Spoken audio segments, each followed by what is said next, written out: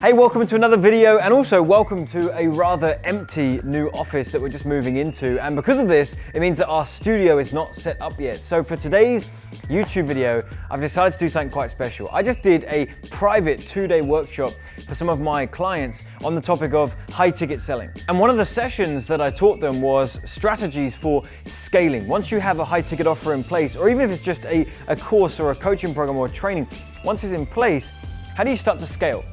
How do you scale the ads? How do you scale the funnel? And what are some of these frameworks and strategies that you need to know in order to do that? We covered some really cool stuff. I think you'll find it helpful. So we'll do our fancy pants YouTube intro and then we'll roll straight into the clip.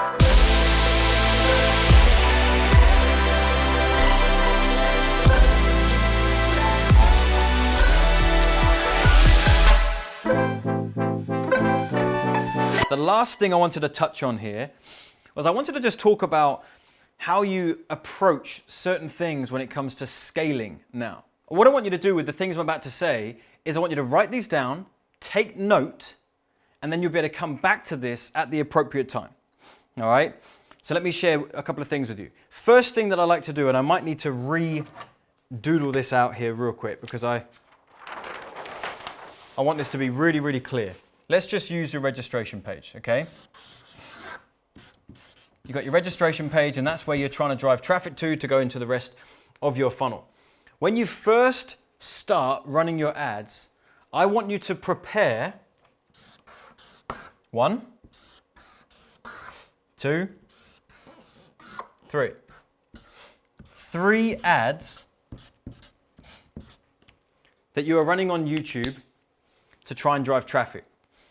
The reason why I want you to run 3 ads is because I want you to get an idea for the averages within your industry.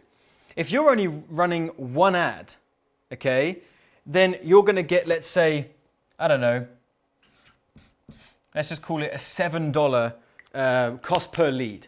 This 1 ad that you've run is getting you $7. You'll have no idea if that's good, bad, if you could be doing better, if you could be doing worse. You'll have no idea unless you have another couple ads that are running alongside that one, and you'll see which one is performing the best. Like the feedback that I gave to Chris. I said, hey, take that same script, pretty good, but then go ahead and swap out the front end. Change what you're doing on the front to have a different hook, a different bait, and you'll grab some other people. And what he'll then experience is, okay, he's getting a $7 lead on the one. Number 2 is getting a $14 lead. And then the third one is getting $2 leads. So now he can see an average. He can look at this and go, okay, well, my average lead cost is somewhere around kind of like the $6 to $7 a lead. So that's helpful to know. I also know that I can completely bin that one. In fact, let's make that red. I'm going to completely turn that ad off because I can see from the average that this one's doing 2, this one's doing 7. So these 2 are performing well, and this one is way above the average, so I'm going to kill it. You see what I'm saying? Now imagine that was the only ad that you had on. You'd be going, oh no, my business isn't working. It's costing me $14 a lead. But you didn't test. You didn't see how things were, how it was performing against some other ads, some other messages, some other hooks. Okay? So then here's how I want you to think about this. Once you have found the 1 or the 2 ads that are doing the best, let's just say, for example, that you turned off 2.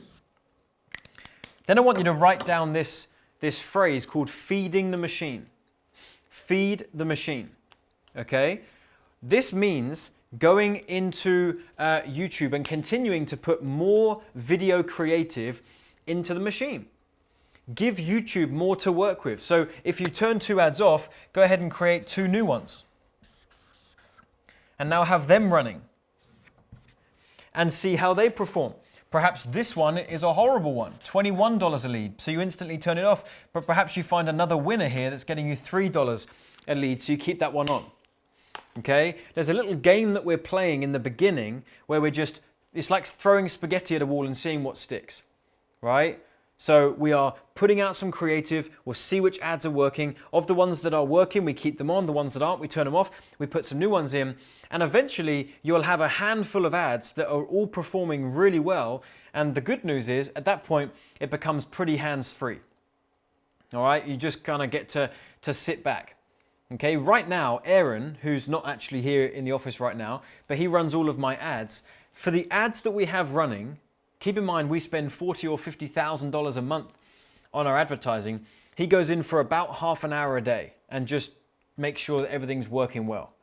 40 to 50,000 a month we spend, and about half an hour a day he just goes in, just checks everything's still looking good. Right? Because once you have a few good ads, you can just continue scaling those, you know they work, and it's pretty set and forget. So it's just in the beginning that you want to get things going. All right? So something else I want to mention for your notes is master one traffic source first before you go on and add another traffic source. I mentioned this earlier, but I wanted to confirm it in the context of paid ads as well.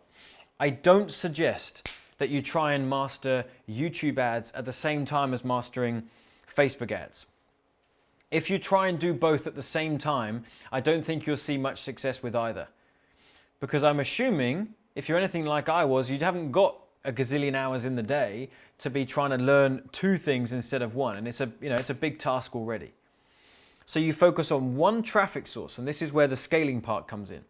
You focus on one traffic source, and let's say you're using YouTube, like we've explained here, and you get it to $10,000 a month in your business, right? You're selling a $5,000 package, you close 2 new clients a month, you're at 10K a month.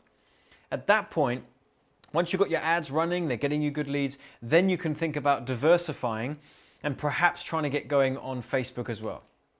Okay? Because like I said, nothing wrong with Facebook. I just think YouTube's a better and easier place to start. But then you could double your business by now taking the video ads that are working on YouTube and translating them over onto Facebook and running those ads over there as well. Makes sense? We can just double our business by doing that. And there's a lot of sense in doing so. You do want to diversify your traffic, and this is a big part of scaling, right? We've currently got ads running on YouTube. It does take the lion's share, but we've also got ads running on Facebook. We've also got affiliate and JV deals that we do. We've also got some other stuff because we don't want to put all our eggs in one basket, right? Especially when you get to what we've got going on. My hard costs are too high for me to rely on one traffic source. If YouTube was to ever shut me down, I could go out of business very quickly. Although actually we're pretty safe with our finances, but that's a different story. But just talking about the average person, if you were to get shut down on a social platform, that could be a business killer. But if that happens, we can be focusing on Facebook for that period while we get YouTube back in gear, or we focus on JVs, we focus on other stuff. So you do want to diversify your traffic, but you've got to do it in stages. You've got to start with one, master it, then add something else on top. If you try and do it all at the same time, it's going to be a complete, it's just going to be chaos, right? Don says, why would you get shut down? Well, it doesn't really happen on YouTube. On Facebook, they'll shut you down because they just don't like something that you said in your ad, and they disapprove it and they close your account down. Facebook are far more brutal in shutting you down. You would have to do something very, very wrong on YouTube for them to close you down, right? If you have to do something against their terms of service repeatedly for them to say, okay, we just don't want you as an advertiser on the platform. All right. Couple extra things, not to do with scaling, but just general thoughts for the end of the second day. Okay. Start before you're ready. Okay. This sounds so cliche and it's like, oh, he's saying the same. Start before you're ready. So many of you are going to leave this workshop now, and I know it. And it pains me. I know that you'll leave this till after Christmas. I know that you'll say, oh, okay, this is good. I've really enjoyed this. This has been super helpful. I want to get going with some of this stuff, but okay, I've got to figure that piece out, and I do have to, it's going to take a bit of time. Tell you what, I'll get Christmas out of the way first.